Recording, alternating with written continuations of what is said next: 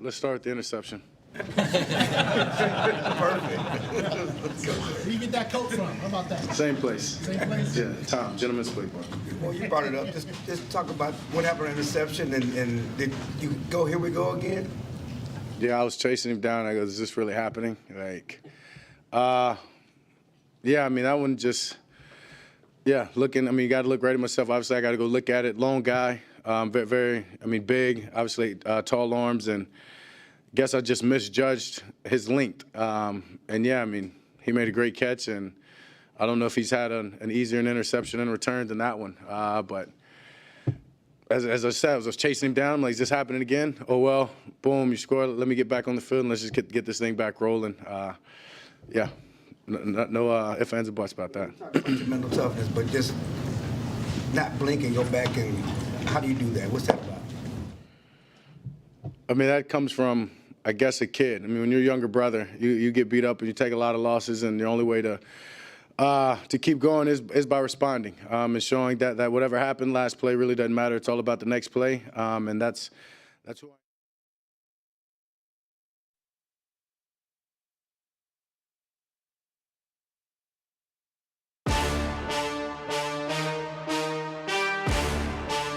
Welcome back into Cowboys OT from the Star in Frisco. Back here with Isaiah Stanback. I'm Kyle Yeomans, and it's time to make the call out to AT&T Stadium. Live in the locker room, we're now joined by one of our players of the game, Daron Bland, the rookie cornerback with his fifth, count them, 1, 2, 3, 4, 5, his fifth interception of the year. Daron, congratulations on the win. What does this feel like to get a win over the Eagles? Oh, it was great. You know, they got us last time. It felt great to get the win this time. DB, what's up, man? This is Isaiah. First of all, congratulations on the big dub. Continue to make big plays, man. Help me and help everybody else, Cowboys Nation, understand what was your mindset? What did you see on that play? Take us into the mind of DB on that play. It was first of all, I seen where we was at and what down it was. It was third down, third and short. I was thinking that they had to get the ball and just get the first down because they trying to stay in their plays and stuff. So I was thinking about the quick game, and I was just trying to be aggressive to it. So they always talk about interceptions coming in bunches, and you've had a bunch of them here in your rookie season. What's that confidence level like for you right now as you continue to see not only playing time but also production on the defensive side of the ball? I mean, each week it just builds more and more confidence. It makes me more comfortable. Especially right now, I got just the amount of picks I had in college, so it feels good right now. All right, DB, I need you to tell the people out there, because I'm a wrestling fan, and obviously you like wrestling too, because you wrestled the ball out the boy's hand. So who was your favorite wrestler growing up, man? Shoot. Honestly, I'll probably say my cousin, because I watched him more than anything. He was good wrestler in high school. Okay. Hey, he's got an inside track. Like it. That's what it is. That's the inside track for a wrestler. That's his favorite. I like it. Daron, I mean, talk about this defense as a whole. There have been some ups and downs lately, but this is still a unit that has a ton of confidence throughout it, at the line of scrimmage, in the secondary. How much are you guys growing together as we get to the back end of the regular season? I mean, each week, each person that keeps going down, we keep getting tighter and tighter. The composure of this defense, each and every week, no matter what, like ups and downs, how they stay neutral and everything, and how we stay tight, there's nothing like it. Yeah, team camaraderie, there's nothing like it, man. We knew that you were an absolute dog from the time that you walked into camp, man. We watched you early on after the draft, and we watched you all the way through training camp, making plays in the preseason. Help us understand what contributions has Al Harris made to your development from the time that camp started all the way into the time you just got your fifth pick. This whole time, each time, like I had to come up and be a vet. Essentially, I would just be confident. Just be confident, and know who you are. You're at this level for a reason. So, just be confident. That confidence certainly looks like it's growing. Daron, what's the goal for the rest of the year now? You've got 2 more weeks left in the regular season, then it's playoff time. What's that confidence level like, and how's that goal starting to grow? I mean, just take it game by game. Each game, our confidence is going to be more and more. We just got to bring some more momentum into this playoffs. Daron Bland with an interception today against the Eagles. The Cowboys get the win 40-34. And, of course, joining us live here on Cowboys OT. Daron, congratulations. Thanks so much. We'll talk to you again down the line. When we come back, we'll go back out to AT&T Stadium. We're going to hear from Mike McCarthy from the podium following a big win over an NFC East foe. The hopes for the division still alive, like Daron Bland just said. Everything still on the table for this Cowboys team when we come back.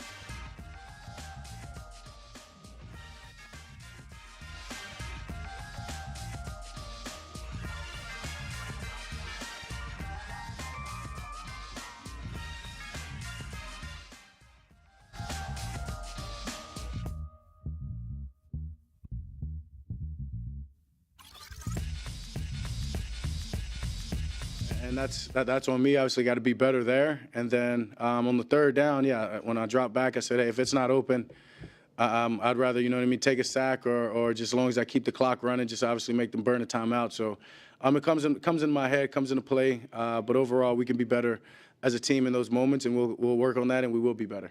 Thank you all. Merry Christmas.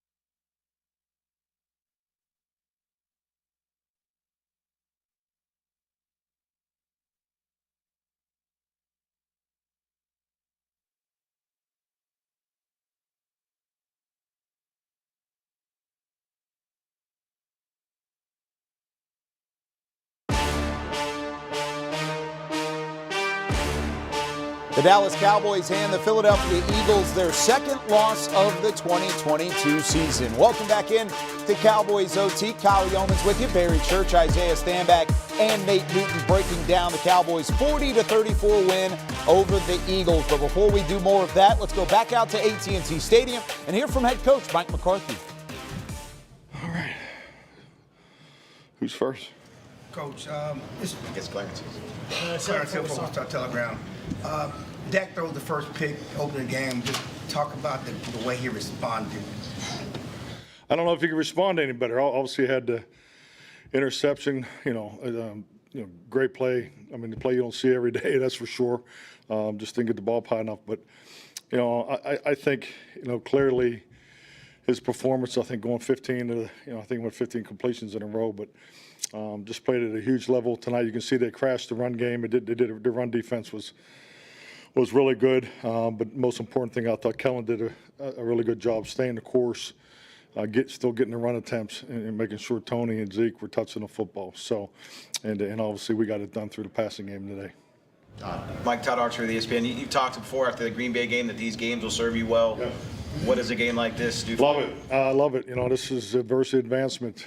This is what we've been working on all along, and I just think like anything, two things we got really going for ourselves is our play style. This group, they bring it, the whole time, and I just really like the communication today. You can see, just a short week preparation, but I thought the defensive guys, obviously with Dan.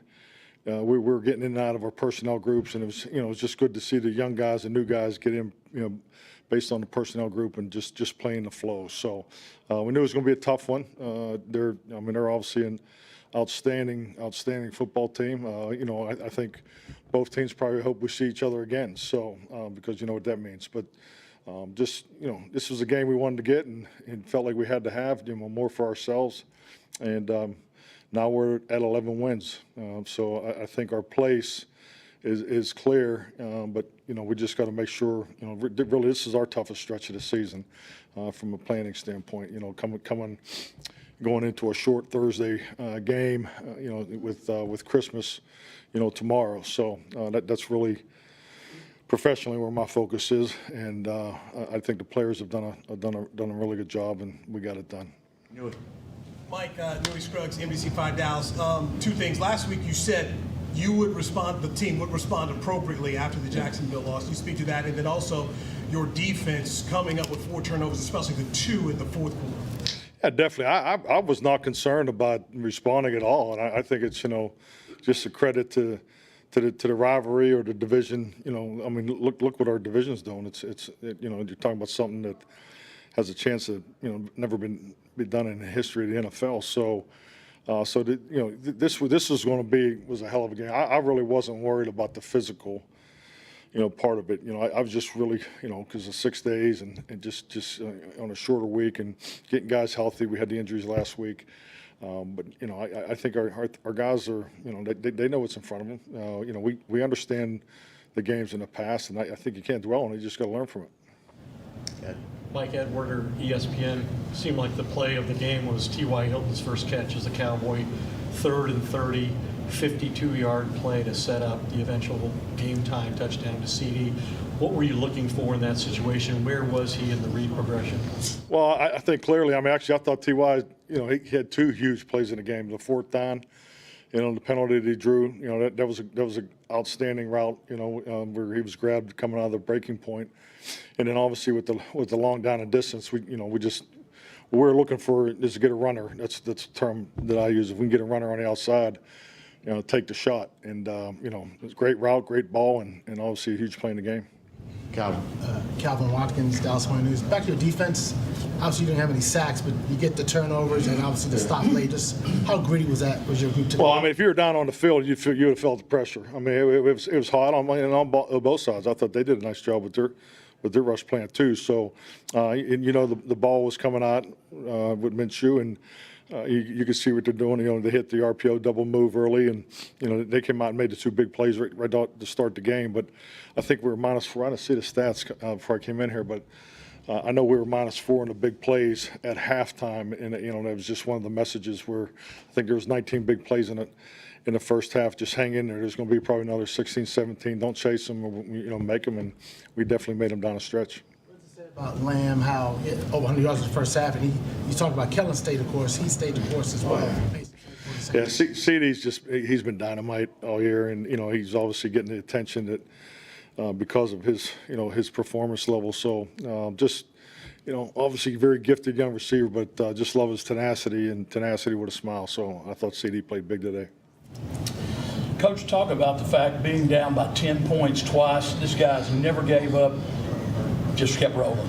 Yeah, just once again, I think it just speaks to the culture that we have here. We have, this is year 3. The connection between the players and the coaches and everybody involved there. There really wasn't any blank. I think if you'd see our sideline, and I think it's a real credit to the focus, which was real important going into this, because we lost the penalty battle up there earlier in the year, and so it was important for us to play with very, very high discipline and focus, and I thought our guys did that. But you would have never known what the score was, based on the way the behavior of the sideline. Mike, at the end there, when you kicked that last field goal, did you consider going for it? No, I didn't. We were playing for the beginning of the drive at the 201 or was it 214? The first down, the first down was 214. So we were definitely playing for 7 there. Was the thought. What was Dak's response to you guys when he ran out of bounds at 201? He thought he was at the 2-minute. Mike, can you just describe? There's so much attention paid to the pursuit of Odell Beckham Jr., but you get T.Y. Hilton. He's 33 years old, hasn't played all year long. How hard is it to come in and win the trust of the coaching staff and get plays and get opportunities like he was providing? This is a people business. Obviously T.Y. is extremely talented, extremely proven. Has played at a Pro Bowl level multiple years. So, obviously, these types of situations are unique. For him to be available and then the opportunity for us, for both of us, our organization himself to get a deal done. And you couldn't find anything but extremely high praise for him, as far as the phone calls that were made. And he's been everything plus. He's come in here and has just grinded on our coaches and learned the language. And the biggest thing is he is a very polished route runner. And he's got it. He's done it at like I said, at a high level. But I think I like the way he's integrated himself into the group, and he's a great fit for us. And obviously he had 2 big opportunities, and they were huge plays in the game today. Mike McCarthy from the podium following the 40-34 win over the Philadelphia Eagles. Back here with Barry Church and Isaiah Stanback.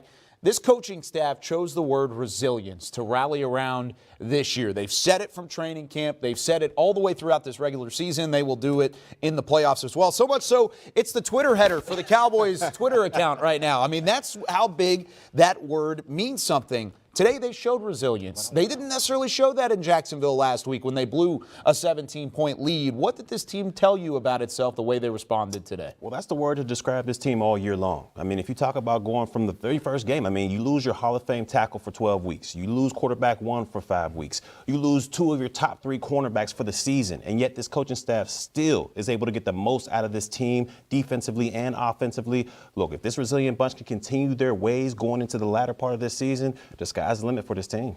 I totally agree. I don't believe that there's an issue with the word resiliency with this team, association with this team. It's the consistency that everybody's looking for based upon this team, because seemingly this team has been playing up for the big games and down for the games that they're supposed to win. So the resiliency needs to be consistent no matter who the opponent is. And if they can play like they played tonight and overcome the shortcomings, they're going to be a problem. Okay, so with that being said, there were games last year where Dallas did not overcome against good teams. Think about the Arizona game late in the season. Going into this, that's what this reminded me of, was that Arizona game. It was the penultimate game of the season, and they fell flat. 25-22 was that final score. They got the job done today, even when they weren't at their healthiest. Neither were the Philadelphia Eagles, but you were still able to get it done. What does that tell you about this team moving forward? This is a more competitive team.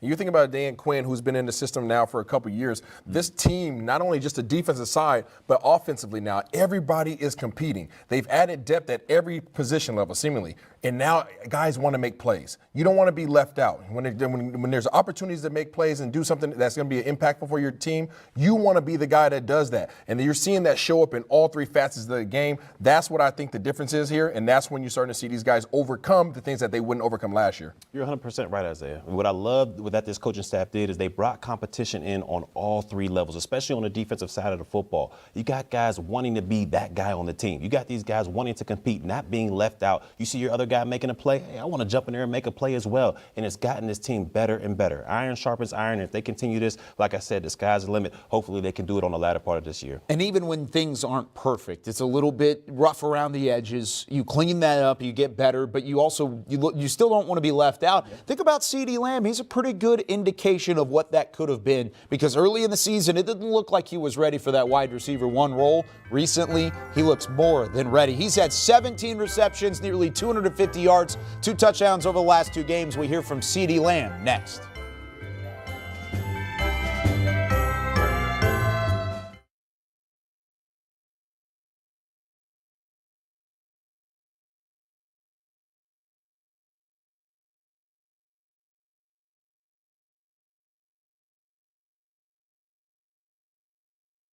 It's great to see your players have success when they put the extra time in. Get back to Dak. You talk about the mentals of his team, and after what happened at the end of last week, and he comes down and throws a pick 6. It's easy for someone to get down or never go again. And just talk about Dak's mental. Yeah, I think I don't know how else to say it. That's who he is. I mean, adversity is something that he's for lunch. I mean, he doesn't blink, and that's such a huge part. I think it's a huge part of to be successful in group dynamics. When you work with people in a large setting like this, and you got a bunch of guys that are up and down, based on the day. I mean, that's very difficult. I mean, it's very difficult. This guy, Dak's the same person every day, in the fire, at practice, in the class. So, I just think it speaks volumes of his approach. I mean, he puts in on, you talk about another guy puts in tremendous amount of extra time. And so, I mean, he's, he believes in himself and he believes in his team, and he wears it on his sleeve. How do they keep the team steady and consistent in these ebbs and flows of these type of games when you got a leader like that? I thought that was a hell of a quote. I didn't like it. Was it too long or what? I mean, I'm actually dry as hell. It's Christmas. I don't know why you're holding me up here, but I love Dak Prescott. And everybody does. I mean, he's a tremendous leader, super consistent, and it's been, he's on a unique swing right here. I mean, he's played.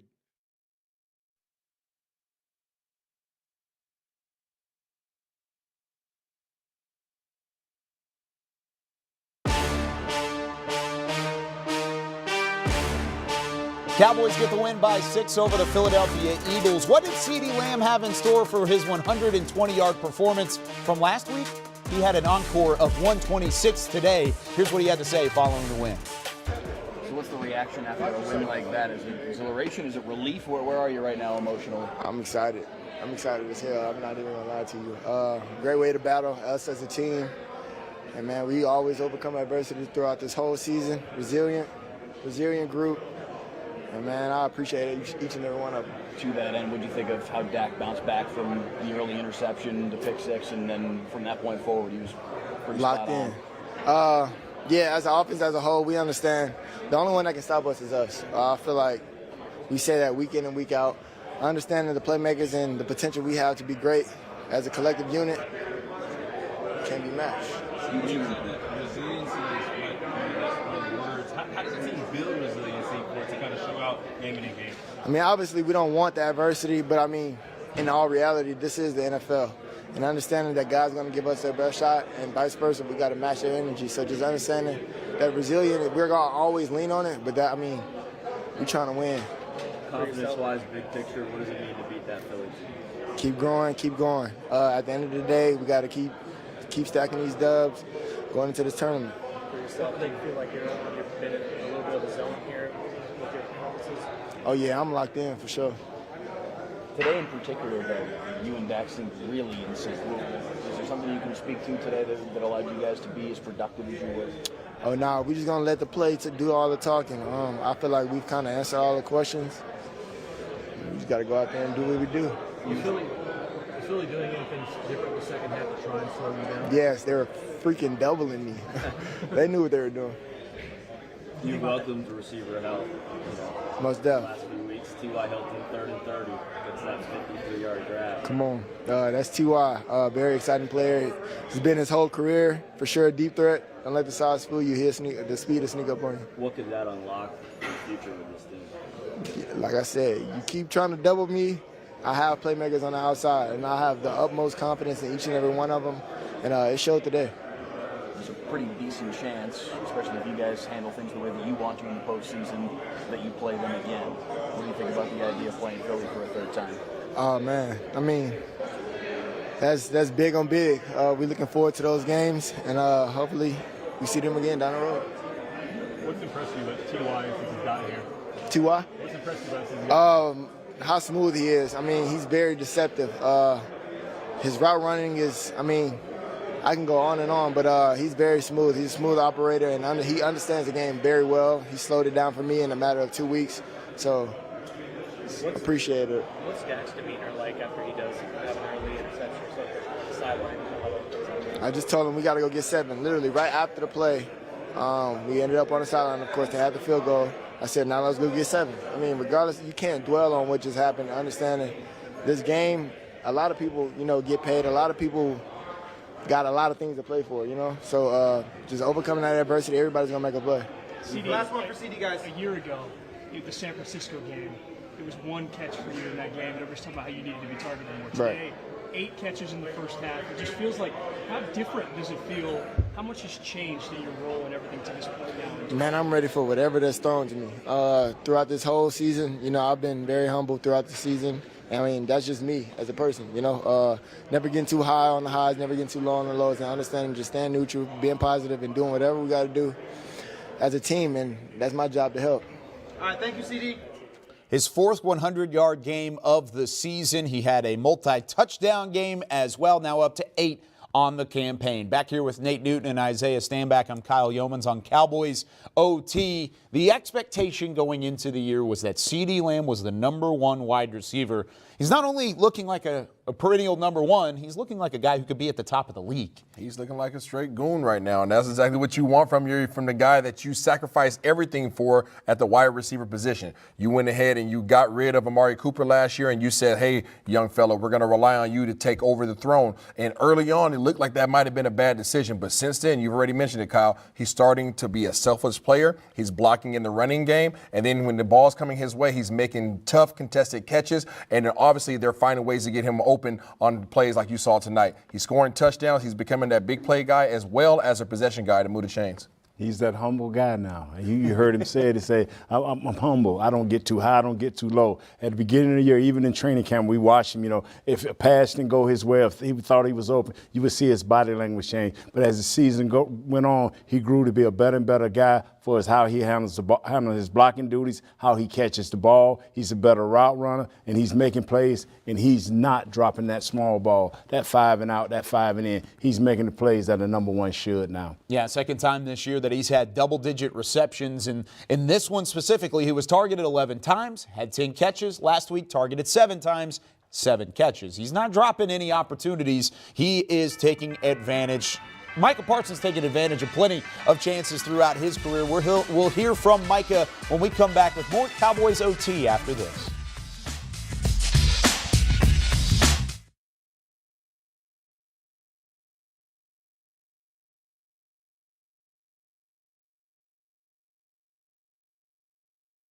Merry Christmas, and did you think it was going to take 40 points to win this game? You know, I didn't know how many it'll take, but whatever it takes, you know, we're going to go out there and get the job done. Just felt good to bounce back from last week and get a big win against a good division opponent. Can you talk about the atmosphere in this locker room after that game? Because that was a huge victory. I mean, you can just tell the confidence is at all-time high. And that game took every single guy that stepped on the field. And when every man's number was called, they stepped up and made the play.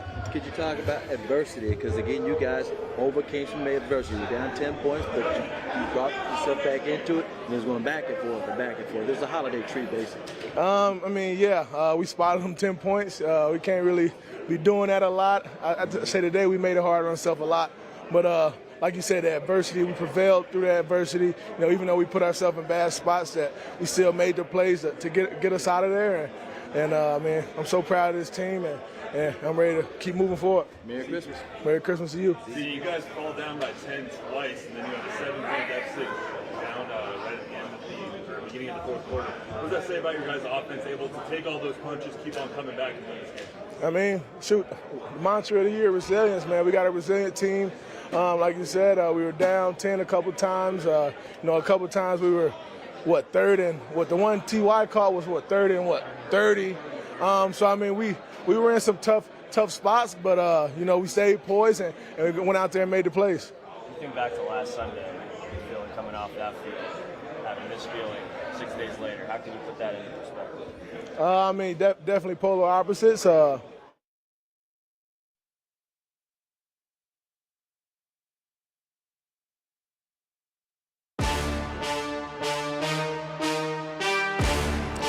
It's the second time in 3 weeks that the Cowboys pass rush has not ended up with the sack. However, they did get after Gardner Minshew on a number of occasions and limited the Philadelphia ground game in their 40-34 win over the Eagles. Let's hear from Micah Parsons out at AT&T Stadium. How do you personally evaluate a performance like that from you guys defensively? You create a bunch of turnovers and come up in big spots with some big plays, but also give up 34 points. How do you grade that performance for you guys as a whole? It's tough. I mean, we got to think we're going against one of the most explosive offenses in the league. I would say a top 3 offense all around. I mean, you know, so it's a tough spot to be in because how explosive they are and guys is banged up. But I mean, I just go for the guts. You know, the relentless effort everyone gave, the nonstop. Even when things didn't go our way, it was down to nothing. Nobody changed their heads. No one put their heads down, and we just kept going. So you grade the heart, the effort. Those is type to win games. The gutsy performances. Like I said, the execution part you could fix, but the heart and the effort, you can't teach that. You could see that the third time. You talked about how much you were looking forward to this matchup after the last one in Philly. How much have you gained from these 2 games, if there's a third? Man, as in like what? Just going up against these guys. You know, for me, you know, it is what it is. I'm not really into the rivalry, or you know, he say, she say, or how everybody may feel. My mindset's always the same, and that's to go out there, eat, you know, play ball, and have fun. If we see it again, then it's up again. You know, that's what it is, and that's just the nature of the beast. You know, sometimes you walk into the cage. So if we see him in the cage again, then that's what it's got to be. And you know, we got to come out and get a win. But you know, everyone, it's the same for everybody. Free smoke. Mike, how tough is it to get to him today? It was very close overall as a passer. It was pretty tough. Ball coming out quick. I mean, he was extending some plays with his legs. Not a lot of tape on him, so it's kind of how to figure out his drop set, where he wanted to be, then step up a lot. Obviously, as a smaller quarterback, so pretty difficult. But you know, the pressures and the relentless effort across the whole D-line created some stops down the stretch. Oh, I mean, there's grabbing every week, but you know, we don't look for that no more. We saw you walking down the hallway here, really slow. You called for the timeout at the end of it. I was sick all week. I mean, how exhausted were you in this game, and how wiped? It seemed like a lot of effort on the field at the end of the game to try and get to where you were trying to be. Yeah, I mean, when you come out here and, you know, I tell people all the time, there's a time where, you know, it's never really about money. It's never really about politics, never really about, you know, the name on the back of your jersey. It was just at one point you just played the game to have fun because you just loved it. You loved going outside with your friends and you just ball all day, and then you come inside dirty and you wash up for dinner. And that's the type of mindset I just take into the game. I'd rather just ball out, have fun, be dirty as hell, tired as hell, than watching everyone be tired as hell, you know? So I just look for the grind, the hustle, and really just, you know, love the game, you know? You only get one time at this. You get one shot. So I know I'm going to go down swinging and know I gave it everything I got. Quite the perspective there from Micah Parsons in just his second year in the NFL. However, you could sense a little bit of frustration there that he still hasn't gotten home with the sack. Only 1 sack combined for that Dallas defense over the last 3 weeks, but they made the plays when they needed to late. 4 takeaways in the 6-point win over the Philadelphia Eagles. We'll tie a bow on this one and send you into the happy holidays with a Cowboys win when we come back on Cowboys OT.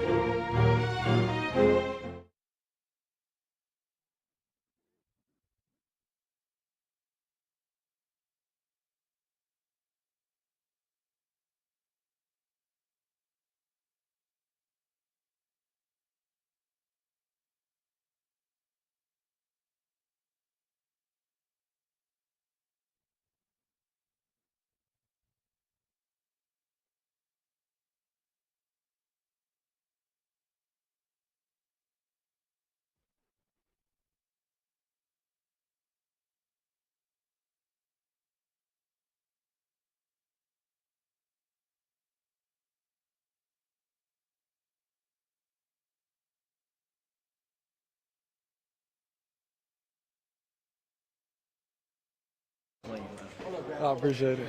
T.Y., can you just talk about the mindset heading into that 3rd and 30? What was going through your mind making that catch? I mean, they called my personnel, and I mean, I was running. Slay was kind of, I guess, looking eyes in the backfield, and I was like, man, if that give me it, and then the ball just took off, and I'm like, well, here we go, and that's what I do, man. I just make plays. I mean, that's what I'm here for. Continue to make plays. Continue to guide those guys and help them as much as I can. And, you know, when I get out there, just show that I'm still here. In that moment, how gratifying to be able to make such a huge play, especially at that point in the game. Oh, it was huge. I mean, we needed a spark. We needed a play. I mean, we was trading in the wrong direction. You know, it was 3rd and 30. So, you know, for me to make that play, it kind of sparked us and got us going. CeeDee said in the last 2 weeks since you've been here, you've slowed the game down for him a lot. What have you been talking to these young guys about? I was just teaching them, man. You know, everything, you know, through my 10, going on 11 years, you know, everything that I learned, you know, I'm just trying to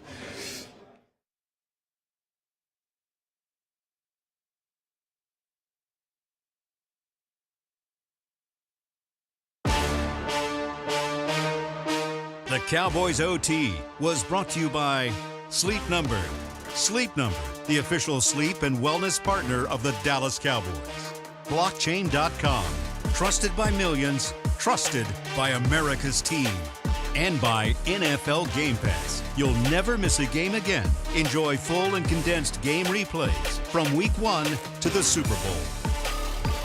The Eagles go cold late, and the Cowboys close out a Christmas miracle. 40-34, the final score at AT&T Stadium. The Cowboys improve to 11-4 and keep their NFC East hopes alive. The Eagles fall to 13-2. Now, the Cowboys still have to win their final 2 games against Tennessee and Washington, and Philadelphia would have to lose their final 2 in order for the Cowboys to sneak in as the number 1 seed in the NFC.